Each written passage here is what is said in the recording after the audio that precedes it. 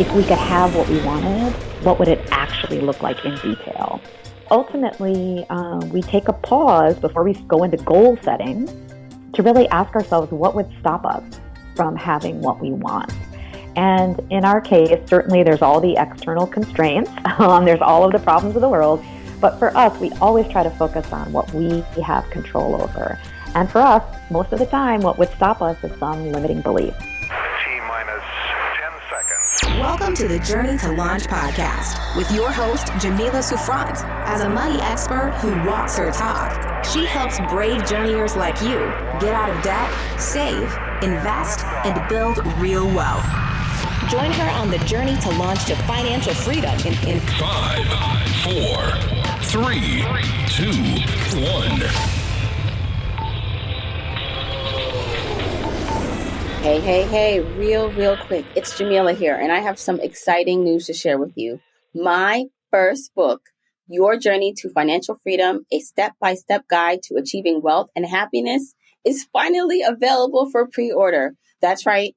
You can pre-order my book right now, today. The book is officially out December 5th, 2023, but you do not have to wait that long to get some resources and information to help you.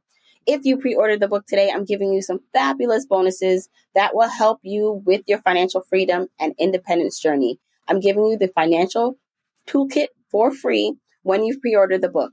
You'll get the debt payoff matrix workbook, the goal fuel worksheet, the financial goals workbook, and the retirement account questionnaire, my most effective and fave resources to share with you for free. Go to journeytolaunch.com/book to get your copy to pre-order that book today. If you want the episode show notes for this episode, go to journeytolaunch.com or click the description of wherever you're listening to this episode. In the show notes, you'll get the transcribed version of the conversation, the links that we mentioned, and so much more. Also, whether you are an OG journeyer or brand new to the podcast, I've created a free jumpstart guide to help you on your financial freedom journey. It includes the top episodes to listen to, stages to go through to reach financial freedom, resources, and so much more. You can go to journeytolaunch.com/jumpstart to get your guide right now. Okay, let's hop into the episode. Hey, journeyers. Welcome to a special episode of the Journey to Launch podcast.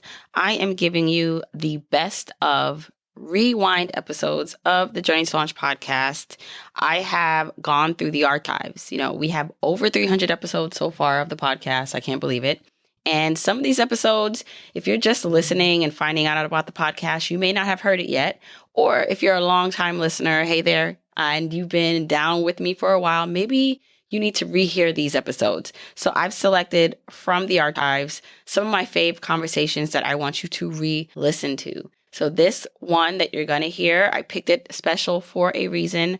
I would love for you to listen to it for the first time or listen to it again and let me know what you think. The show notes for these episodes will be updated with current contact information for these guests because since it may have been a year or a couple years since I've spoken to them, they may have updated their information. So if you want their new information, look for wherever you're listening to this podcast episode. And in the description, it will have any updated links that you need. And of course, the episode show notes are at journeytolaunch.com.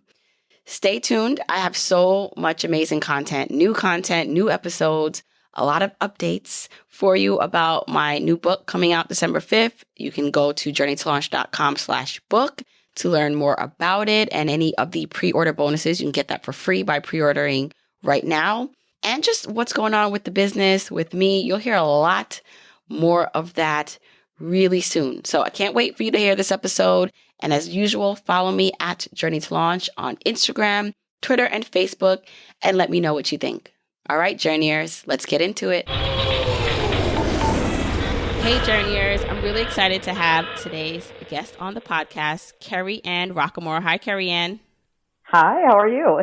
Good. And so I gave a little background of you before we started this separately, but I want to have you come in. I was so excited to get to talk to you because I saw you first on Instagram and went to your site, thebestchapter.com, and I was just like amazed by one, like the way you describe your journey, the fact that you are actually financially independent, and then like the processes that you have created to basically like get to where you are, and then like review that. Like, so you have this like annual review that we'll get into, because I definitely want my journeyers, my people to like get that and to hear that. But first of all, just welcome to the podcast. Welcome to the show. I'm happy to have you here. Thank you. Thank you. So what stood out the most? So I went through your site, and what I loved about it was I went to your About page. But then you said, here is kind of a bit why I'm different than most FIRE bloggers. And I'm just going to list these things out. And I'm going to list these things out, and I want you to kind of, and that's how we're going to like dive deeper into your story. But you basically, you say, I'm a woman of color living in Detroit, not a white guy working in tech.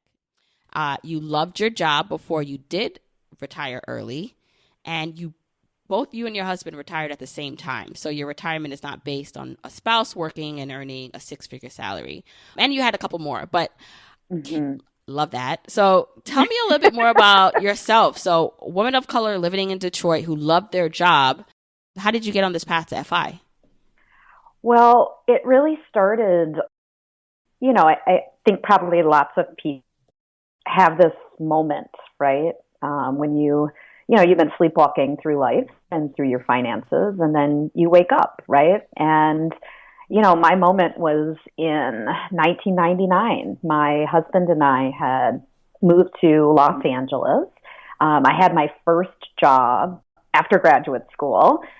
And, we were both working professionals and, living in an awesome city. And then one day I went to pick my husband up, and I pulled up like I did every day, and he was standing outside with a big brown box. And I thought, oh, that's weird. And the closer I got, the more I could see his face. He's typically a very affable person. He had this very stern look on his face. And he got in the car and threw the box in the back and said, "Just drive." And I thought, oh, Lord. And if you've ever had a brown box, you know what that means. He got fired. So we're driving home on the LA freeways, and I just remember this moment of like, wow, I feel terrible for him, and I want to be a good partner and be empathetic and really listen to what he's going through, because he's certainly never been fired from anything in his life. But I really couldn't concentrate because in my gut, I was absolutely panicking about how on earth we were going to make it, how long we could make it without his paycheck, and also just this wave of shame. Here we were, two professionals with 5 degrees between us, and we were living check to check, and I just didn't know how we were going to make it. It's a pretty awful moment. We got home, and we just started to have some really candid conversation. And the realization we had from that moment was we can't allow ourselves to ever be in this situation again. And while we don't control everything in our lives, and there's plenty of things that we don't control, we do control our spending, and we do control our saving. And so I think for us, that was, we just had a rude awakening. And everything, turned out okay. He got another job, and everything was fine. But we weren't going to be the same after that. And so we really had to figure out, knowing absolutely nothing about finance, how are we going to learn, and how are we going to get control of our money so that we never have to have a moment where I don't know how we're going to pay our bills. Right. Now, so can I just jump in and ask what you guys did at that time as professions? Sure. My husband was a consultant working at a large consulting firm, and I was a professor. So I had just gotten my first job out of graduate school, and I was an assistant professor at Pepperdine University in Malibu. Nice. What were you teaching, or what did you teach? I'm a sociologist by training, so I was teaching in a social science division. Okay. All right. So then just to kind of go back and set the stage, you guys were living your best lives, it seems, in LA. And then the rug was basically pulled out from under your feet when your husband was fired. And so then what was the next step? So after that kind of like shame and that realization that you did not want to feel that way again, I know you said he got another job, but what was the next step in realizing, okay, like what did you do next to put yourself on this trajectory to actually be financially independent today?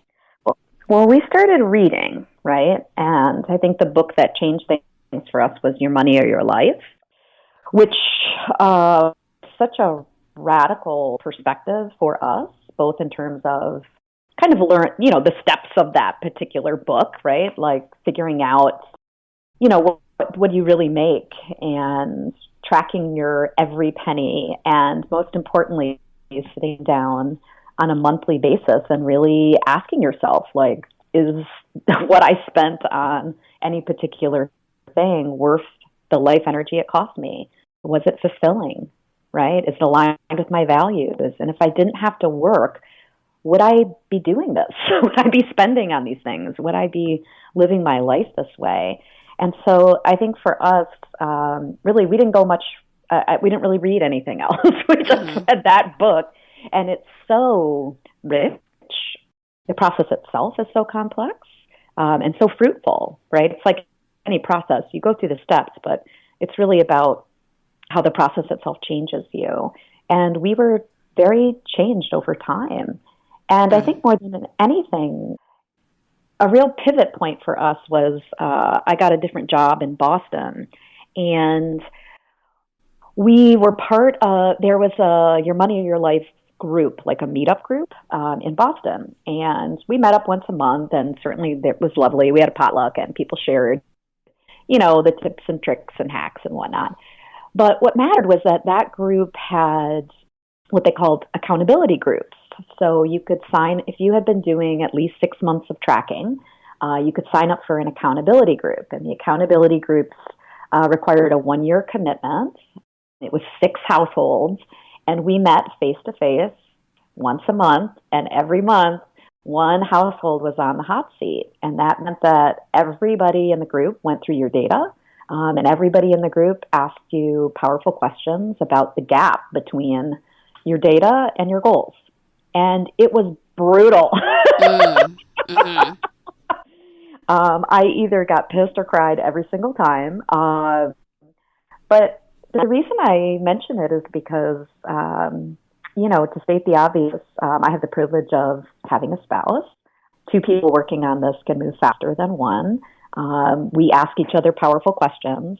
But even in that situation, there's some questions you're not going to ask each other, right? There's some things that happen in a group.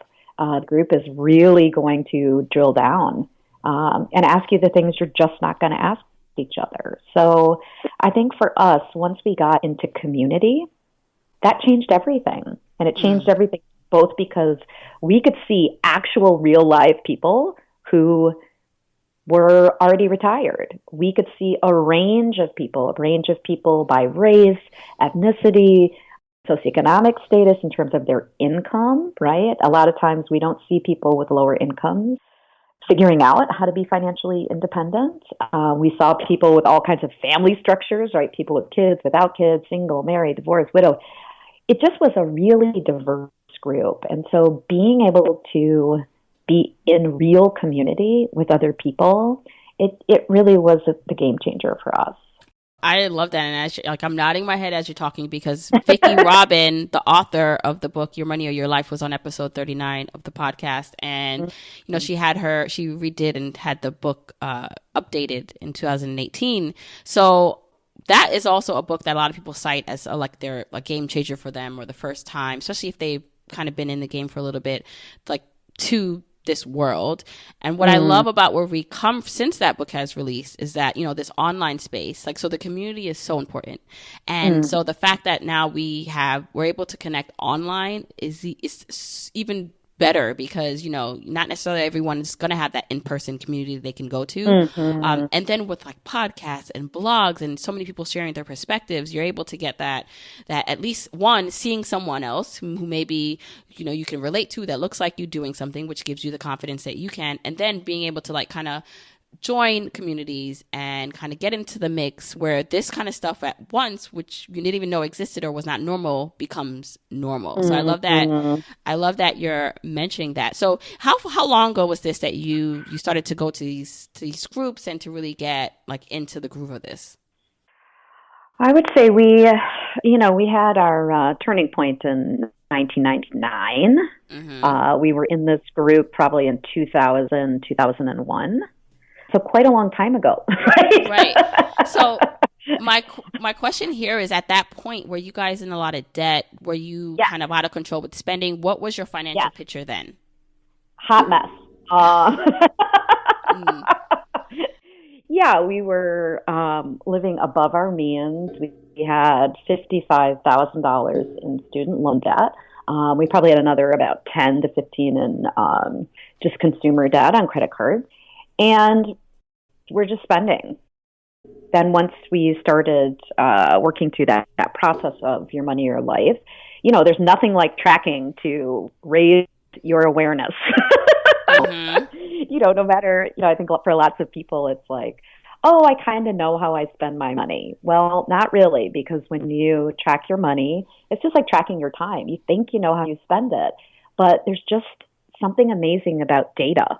Right? And when you see the data of how you're actually spending it, it can be stunning and upsetting and shocking. And, it's also an invitation because it's just data, right? It doesn't have to mean anything. It's also an invitation to really see what can change here, right? It's an invitation to get creative about, how can I get the same outcome by doing something that doesn't cost as much? Or it's really an opportunity to just ask yourself, like, what the hell am I after, right? And a lot of times we're consuming things not for the thing, but for the feeling we get, right?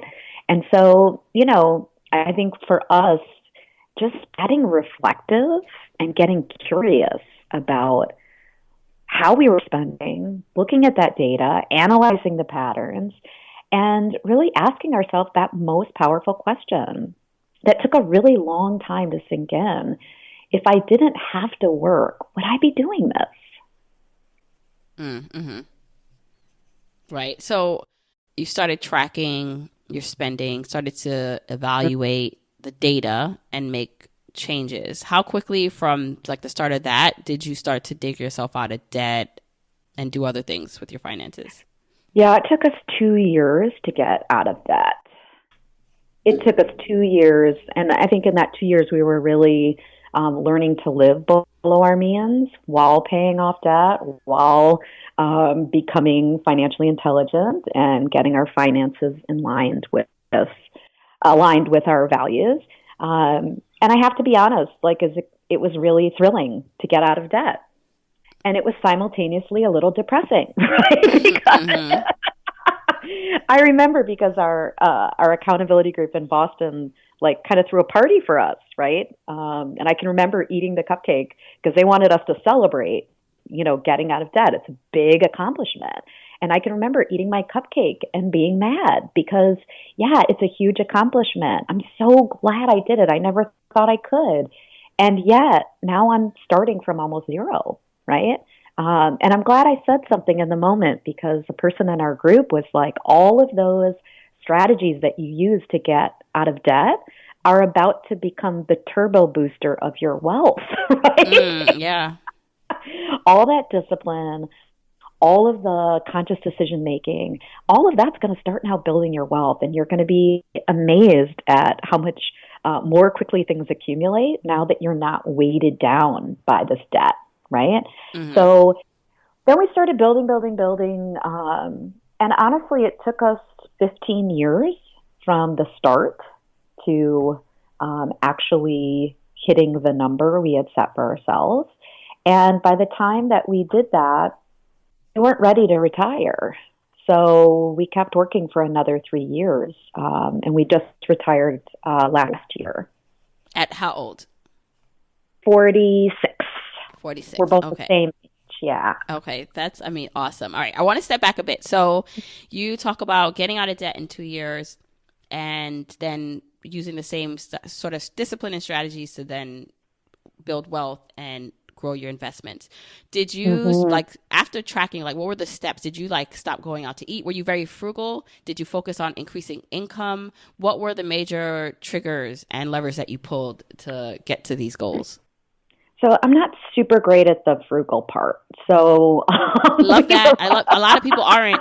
You know what? I love that you said that, because I'm not that frugal either, honestly. And so love that you said that. So sorry, go ahead.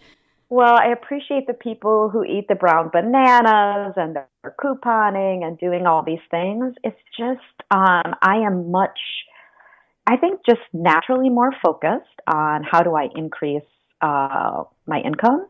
And I suppose it's also a form of privilege to be able, because of my education, because of my professional experience, and because I'm couple with a lot of education and a lot of professional experience, that it just feels easier to me to be able to focus on more money coming in than it is to get down into the minutia of detail of, like, you know, putting my soaps together at the end of one bar and the beginning of another. So for me, the frugal piece has never been a huge emphasis. We were much more interested in how do we generate more income. And so for us, what that looked like, I should say, once we got out of debt, our biggest dream was that we would be able to live on one person's salary, right? So we weren't kind of in it from the beginning to retire early, because that felt like way too big of a thing. Even though we saw people doing it, this was so far outside of how we grew up and felt, I don't know, it felt possible, but we needed a smaller goal to work towards. So our big dream was that we could live on one salary. And, you know, we had a unique situation that I was a professor. So basically, when we ask ourselves this question about if we didn't have to work, would we be doing what we're doing? I was like, yes, I love teaching, and I would teach even if I wasn't paid for it, because I just love teaching, and I am a teacher who I am in the world. My husband, not so much. If he didn't have to work, he wouldn't be a consultant. So because I was a professor and because I had the opportunity to win tenure, which means having a, set salary for life, we really leaned into me winning tenure and also working so that we could live off my salary.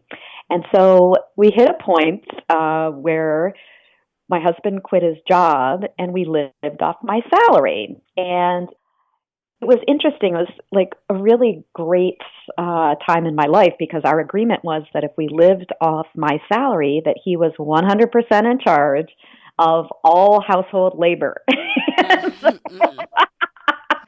So it was amazing, because all I had to do was go to work, and he took care of everything around the house, did all the cooking, all the cleaning, all the everything.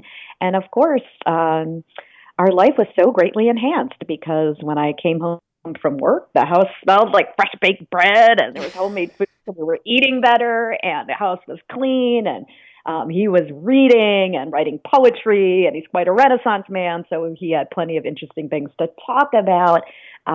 It was great. It was really what we had dreamed of. And then, of course, as often happens, your dreams get bigger, right? Because I saw how he was living, and I thought, at the same time I was getting disenchanted and kind of outgrowing my job.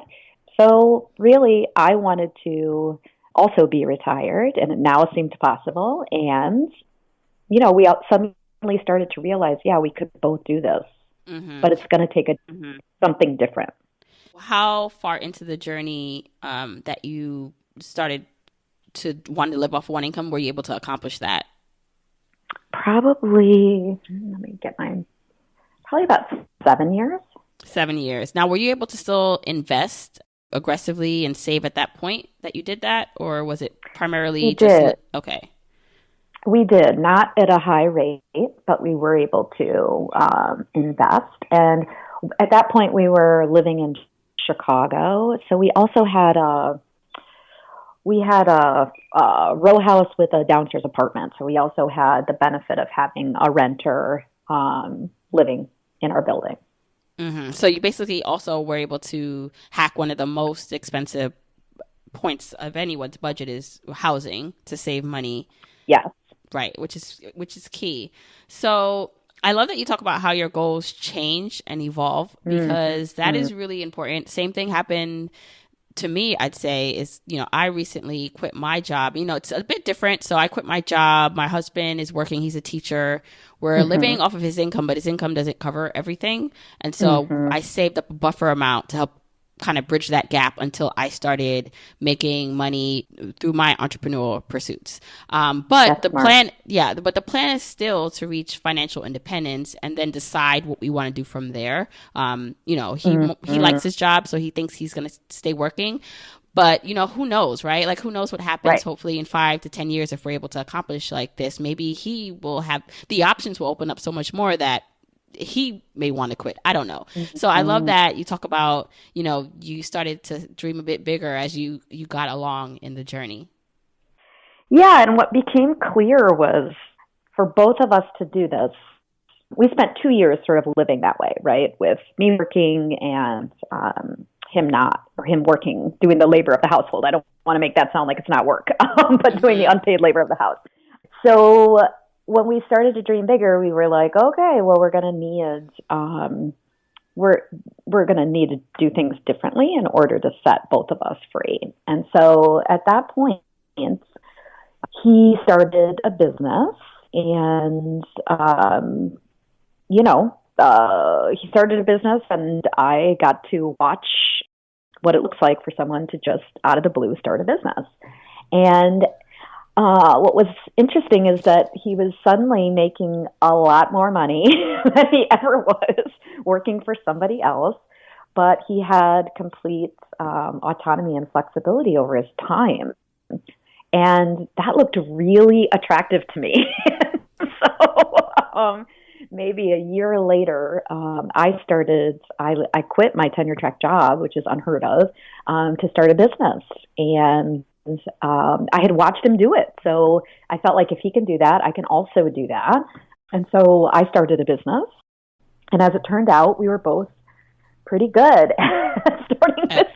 Running. So I'm curious, I'm assuming his it was probably based around what he did previously, or was this a totally different skill set in business? Okay.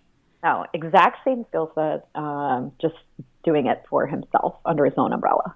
Right. And I'm amazed. I mean, I love that you did bring up privilege before, because there is a level of privilege here with the kind of education and skill set that you guys had to be able to like do that. I mean, and the confidence level, right? Like first you had to believe you two could do this, but I think you guys were set up really nicely to take these kind of jumps and pivots in your life. But then that's not to take away from even that you did it, because there are a lot of people who are in your position but who would never take that leap.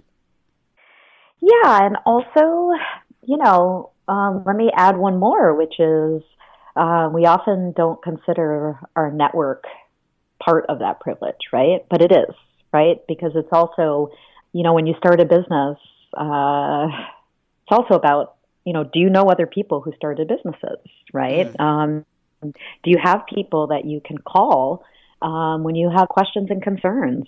Do you have a Rolodex of clients? Right, of potential clients. All those things are also, I think we don't always acknowledge that that's a benefit, right? And it doesn't mean that I don't certainly know people who have started businesses without those things, but let's be real also that makes it easier. Right. And can I say this, and I understand if it's like a sensitive topic, but also it seems that you guys have done this without kids? Yes. So and that's, yeah, we don't have to get into why or whatever, but I would assume that too, like not having children also affects it. I mean, I have 3 kids, so our journeys are definitely, my husband and I, like the way we think about our money and putting things away from them, it impacts our journey to financial independence too. Yeah, I mean, in ways that I can only imagine, right? Because I don't face. Again, I just think it's important to acknowledge, like it's a completely different life experience, but also different sets of questions that go along with it, right? Anything that he and I are deciding, the consequences are for the two of us, right? Any choices that we're making, any risks that we're taking, they're going to be different for two people than they are for one person with children or two people with children, or even, one person with elder care that is significant. So again, I think sometimes people get a lot of energy around this instead of just saying, hey, let's talk about what's real for us, right? Mm-hmm. And what's, it's okay to acknowledge these things without it being an attack on your what you've been able to accomplish. Yeah, no, I totally get it. And I think too, I think we can all learn from each other's journeys. Like, they don't have to look exactly the same. And so, maybe there are some differences in our starting points, or there's some differences in like our the factors, kids or no kids, single or not. But I think what it comes down to though is the skill sets, which again can be different depending on your educational background and family background, and even your socioeconomic background. But I think if you have a growth mindset, like these skill sets that you see in other people that you admire, you can also develop. And so, becoming, better, whatever subject matter you're in, right? Or whether career you choose, becoming better in that, becoming a better people person, having that social intelligence to be able to network, all those things you can improve upon to help increase your chances of reaching financial freedom. Yeah, and I love sort of the thinking about the skill sets, right? Because it is also, if you have a growth mindset, it's also true that you can learn skill sets, right? As you said.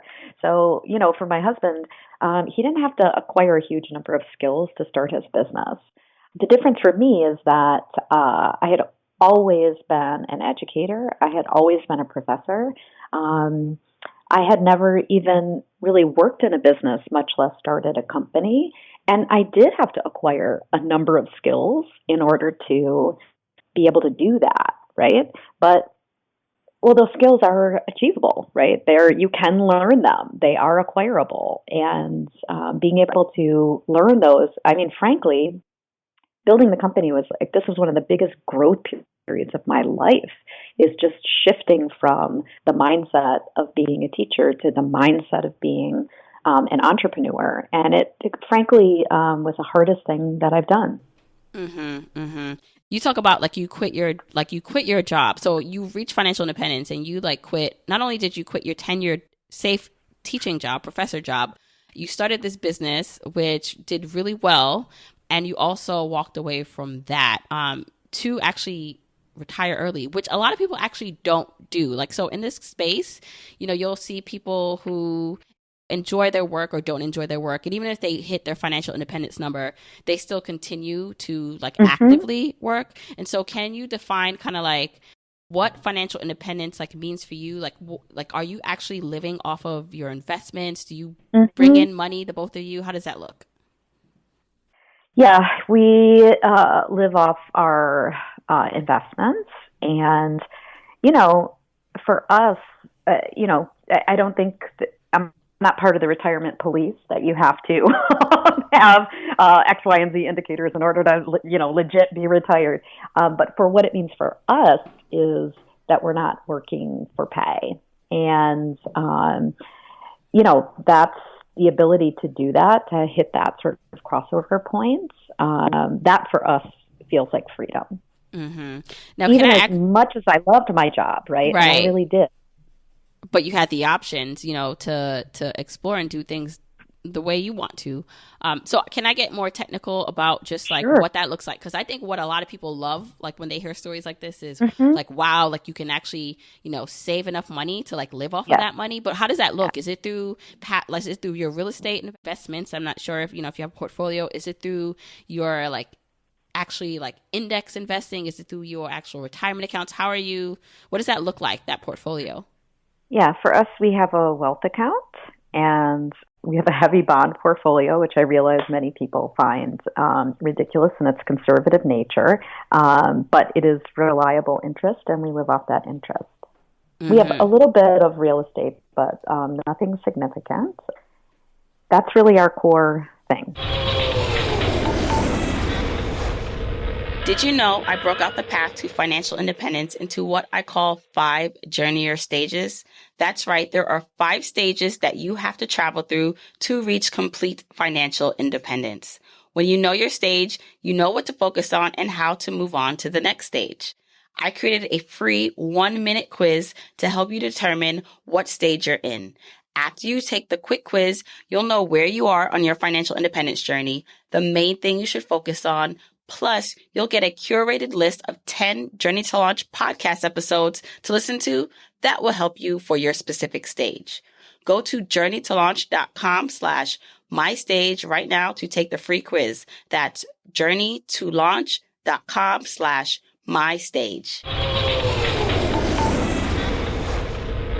Is most of that invested in like non-retirement accounts? Because that's the other question people have is like when you first start, you want to be tax optimized. You want to, you're pulling a lot of money into your maybe retirement accounts, your 401k and your Roth IRAs. And then the question becomes, but if I retire early, then I'm not able to directly access that money necessarily without penalty. And so then you're taught to invest in non-retirement accounts in addition to. So what does that look like for you? Yeah, it's the latter. I mean, for us, a wealth account is not including those 401ks in our retirement accounts. It is its own thing. So basically it's outside of your retirement account. It's really things you can draw down on today, like your after-tax, non-taxable account. Okay. Yeah. Now, again, if I thought about myself back in that car picking my husband up with his box, unfathomable, right? Certainly, if I think back to my childhood, I think back to being in school, unfathomable, right? But I think the key piece is, like, it doesn't have to be everything at once, right? Like, this was a journey, a true journey of steps, right? That waking up, that getting out of debt, that saving, that moving towards a smaller goal, right, of just one of us working, and then get really the sense that we could do the whole thing, but it's going to take a significantly larger amount of money, and being able to say, well, how can we do that? Well, what was available to us was to roll the dice and try to build 2 companies that would enable us to do that. Yeah, focusing on the income really just turbo boosted your journey. So your FI now, one of the questions that I have is like, and maybe someone else is thinking this is, you like walked away though from both of you to like quit your jobs, quit your companies, walked away from like the continual like amount of income that you would have actively like had. And so you had to be okay with like leaving that money on the table, right? Like it's like, all right, I'm going to walk away from like this well-paying company because time matters to me more and doing what I want in this capacity matters. Yeah. And look, just to be perfectly transparent, so my husband didn't just like shut it down. He sold it, right? Which of course just adds gas to an already, if you've already hit your number and then you just put more on top, that's fantastic, right? For me, I hired a CEO of my company to take over. I still earn from that.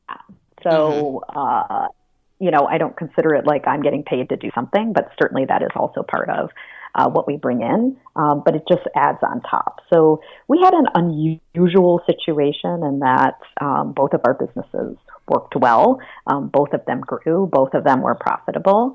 But the walk away part was more about, for me, when I was a professor, I felt like I kind of outgrew the job. It became something that felt more like it was keeping me from growing. But in my business, the business outgrew me because I was the right person to start it. I was the right person to do the kind of foundational work and do the startup phase. But when you start a business and it grows, you also have to know when you've hit the moment where you're actually the thing standing in the way of the business becoming really what it can be. Like your leadership moment is over. In fact, the organization itself, it needs more. It needs a new person with new skills, and your team, they need a new leader. And so that's not exactly a happy moment for a founder, but you have to be able to say and realize and notice that what's required for the company to keep growing just needs a new skill set that you don't have. And you can choose whether you want to try to acquire it. But in my case, I had built an awesome team, and it was ready for a new leader. So I was happy to find that person, to find just the right person who stepped in and continued to move forward. And what I admire too is that, when we talk about building an investment account, building a portfolio, and creating passive income, if you're building a business, this would be like a dream to have built a business in a capacity where you still, like, you built a business as part of your portfolio that you don't have to actively work in, but you still are able to profit from. Or in the case of your husband, you build it up to a point where you can sell it and reap the benefits in that regard. So I love that. So now let's talk a little bit about the planning process, because that's one of the things that really drew me to your story, and what I wanted to learn more and what I wanted you to share is that you guys have a really in-depth annual planning process, like where you look back at what you accomplished, what you're looking forward to doing. You even had a blog post about the whole, how everyone's jumping on the bandwagon of like that word, having a word mantra for their year. And like, I raised my hand, that's me too. But I love how you frame questions around that. So let's first talk about the annual planning process, what that is, like how can someone create that in their own life? Sure. So, the essence of it is in that moment of, one year flipping to another. Some people it's around their birthday, but most of us have a moment in a year when we naturally pause, right? We take a step back, we think about our life and what we want to be different in our next year. For us, we took a natural pause around Christmas. And in part, we took that pause because we were so tired of the consumption around Christmas and the excess that we decided to just leave the country every Christmas because we realized that all the money that we were spending on, decorations and gifts and parties and Christmas clothes, we could actually travel for the same amount of money for quite a period of time. So because we left the country during Christmas, we realized this is a natural time of pause. And so all the planning is really giving structure to the pause. It's just asking questions that enable you to look back, to look within, and to look forward, right? So I have all the steps in that particular blog post, and welcome to look at them. But it starts off by looking back at the previous year, looking at, and asking some reflective questions. What worked, what didn't work? Did you meet your goals for the previous year? And if not, why not? Right? Not in a judgmental way, or it's not an invitation to go into self-flagellation. It's just in a way of getting curious, right? If I didn't meet them, why? And really looking at our peak experiences. What happened in the past year that we would qualify as a peak experience? What were our unexpected blessings?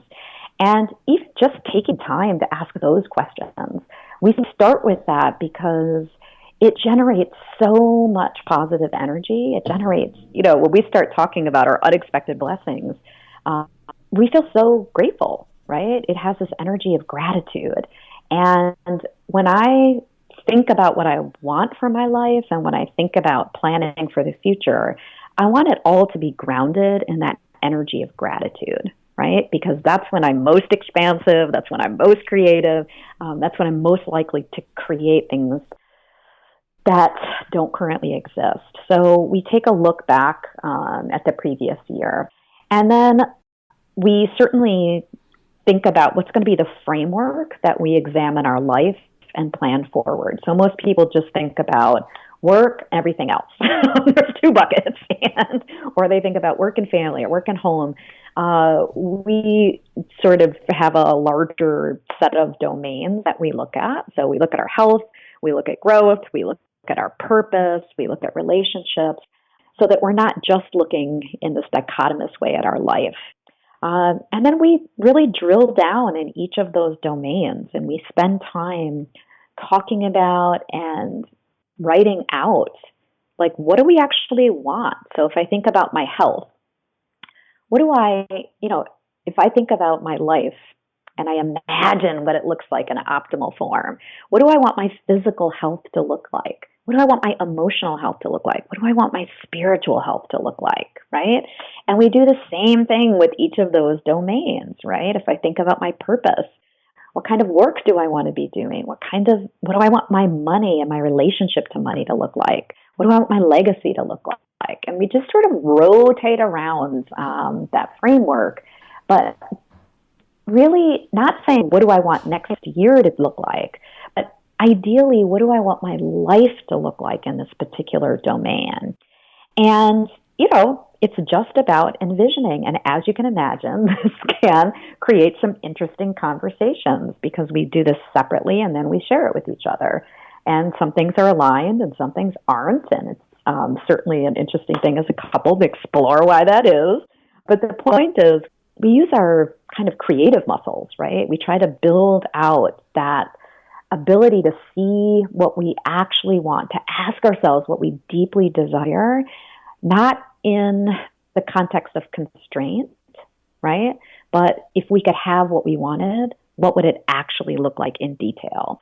Ultimately, we take a pause before we go into goal setting to really ask ourselves what would stop us from having what we want. And in our case, certainly there's all the external constraints. There's all of the problems of the world. But for us, we always try to focus on what we have control over. And for us, most of the time, what would stop us is some limiting belief, right? Some idea, something that maybe was true for us in a previous stage that isn't true anymore. And we try to really surface what those limiting beliefs are and really shift them. Really ask ourselves, is that true anymore? Ask ourselves is that belief supporting me and moving forward? And then finally, we just sort of get into the concreteness of, if this is the big thing that I want, if this is ideally what I want my life to look like, what are the specific goals I can have for this year? And it doesn't mean I'm going to go from this moment straight into my optimized life. It means, how can I move forward in this year? What's something concrete that I can set as a goal that's going to help me to move forward towards that? And of course, all the planning in the world is great, but unless you set it into your daily practice, it's really difficult for that to come to life. So for us, we create some affirmations, we pick our one word, and we really use them on a daily basis. Yeah, I mean, that's the overview. Yeah, it sounds like intense, and I'll definitely link this in the show notes. But it's one of those things where too, like, it involves work, and I think for a lot of people, even including myself, it's like you want the outcome of this work, like, so like I just like can I just like fast forward and get everything you just said, but you have to do the work. Like, you have to sit down, answer the question, sit down. If you have a partner, do it with them. Even if you have children and they're of age where they can, even if it's like a modified version, you can kind of sit down and do it with them, is important. And so as you're talking, I'm actually thinking, look at you. From what I see, and we didn't get into too many numbers here in this interview, but from what I can tell, you guys are probably living a really comfortable life, and you seem to be very happy. And I think you also say you travel a lot still. Now that you're quote unquote retired now, so you have all the time in the world.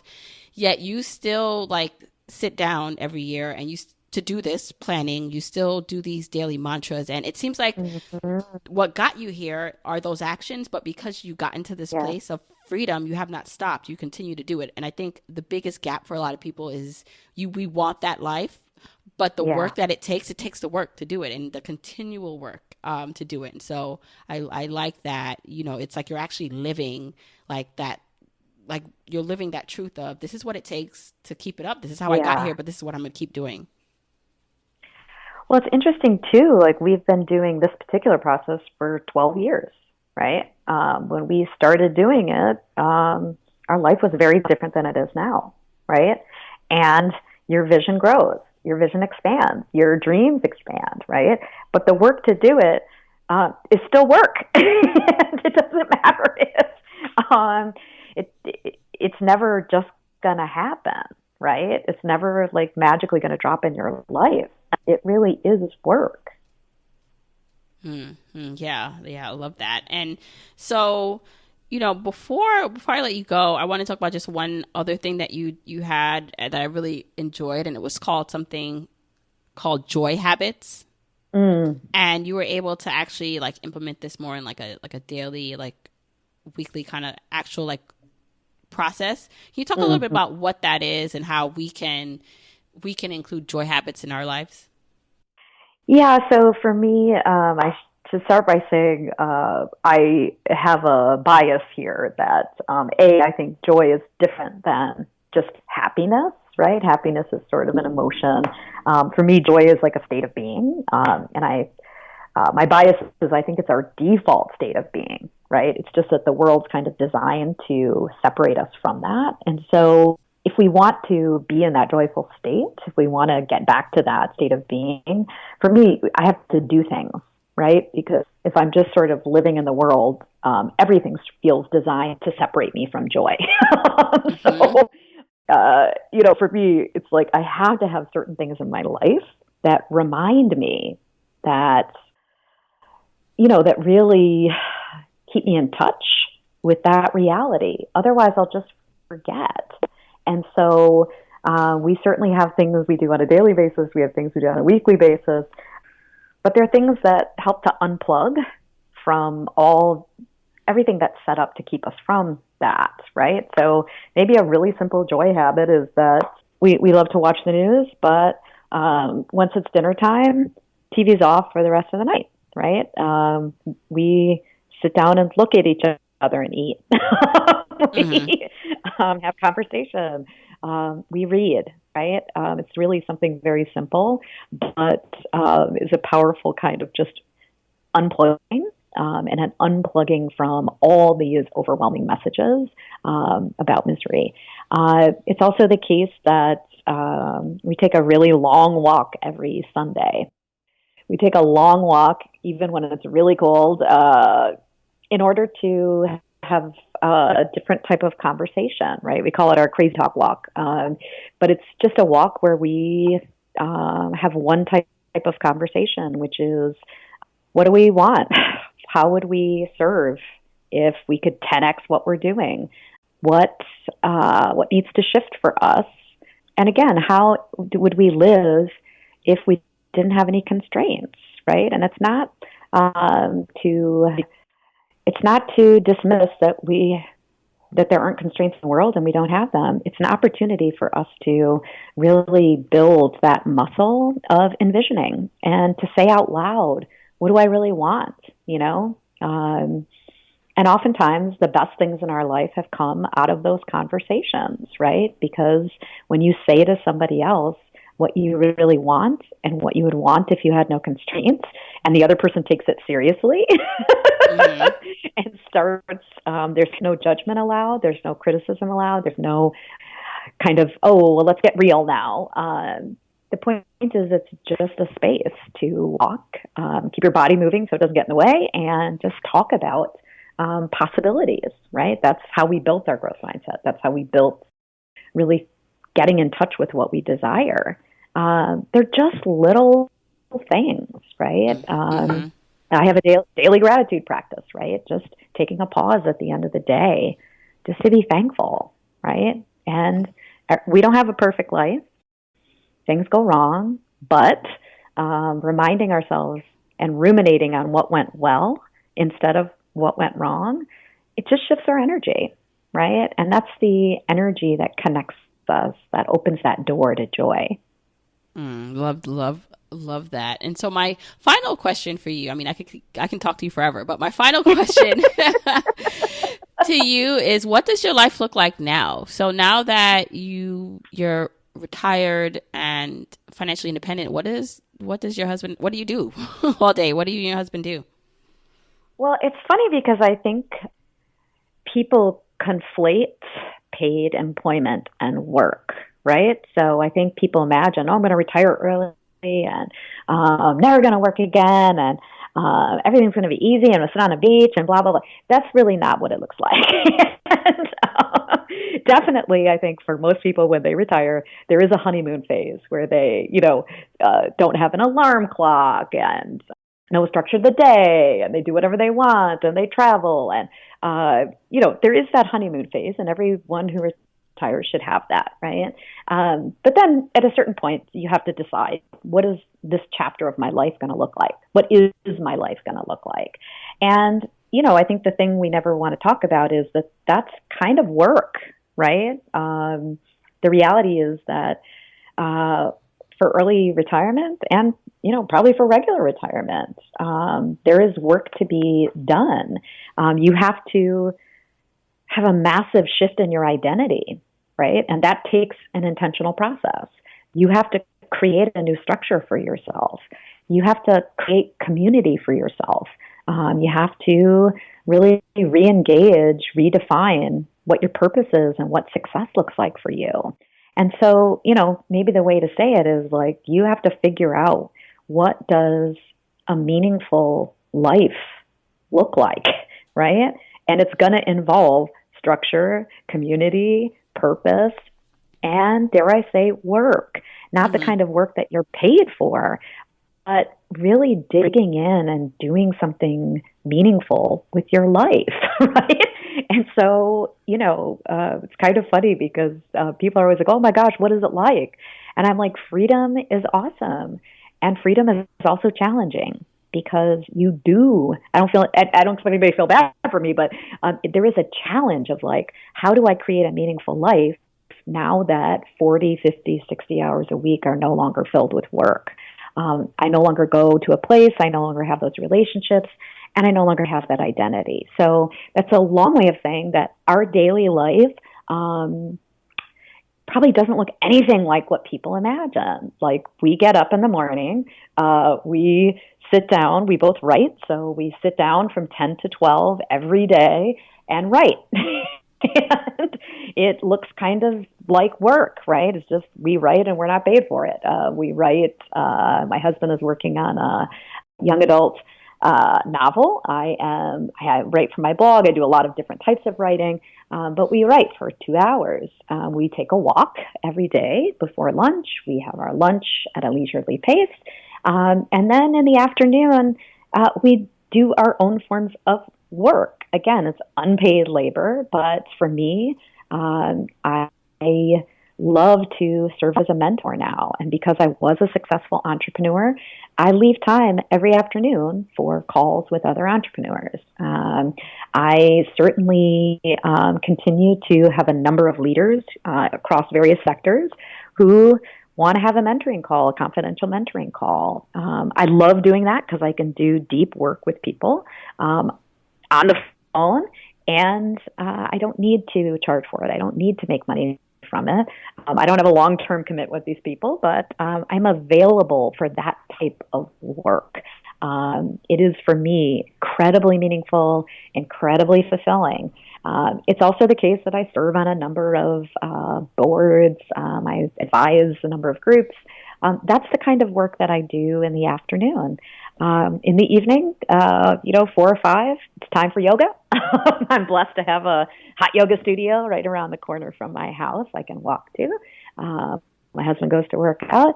We have dinner, and we read. It's in the evening. It's just kind of sounds really boring probably to most people. Mm-hmm. But this is what we choose, right?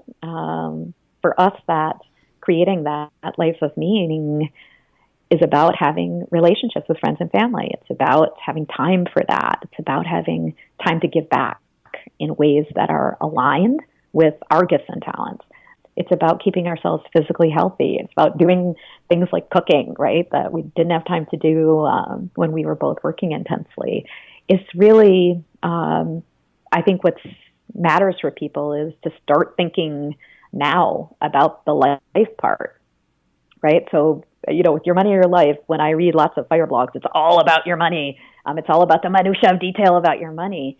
And I think we also need to be thinking about the life part, right? So we want to be building that before we sort of have this crossover, because if you don't know what a meaningful life looks like, it's not, again, just going to pop out of the sky. It takes work, and it takes work for you to define what it is and to create it for yourself. Right. Yeah, I love that. And I loved you going into detail about what your day actually looks like. It gives people an idea of like what they can dream of like doing, like if they really had no constraints for time and money. So thank you so much again, Kerry Ann, for coming on the show and sharing your perspective and life story. Oh, you're welcome. Don't forget, you can get the episode show notes for this episode by going to journeytolaunch.com or click the description of wherever you're listening to this. And you can still grab your Jumpstart guide for free to help you on your journey to financial freedom by going to journeytolaunch.com/jumpstart.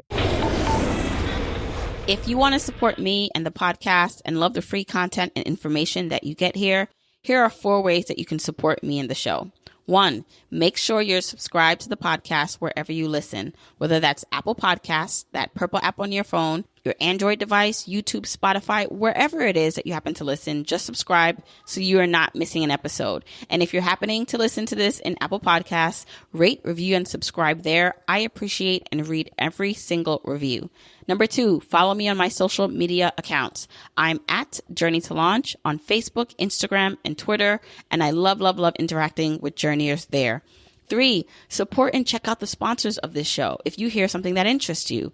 Sponsors are the main ways we keep the podcast lights on here, so show them some love for supporting your girl. 4, and last but not least, share this episode, this podcast with a friend or family member or coworker so that we can spread the message of Journey to Launch. All right, that's it. Until next week, keep on journeying, journeyers.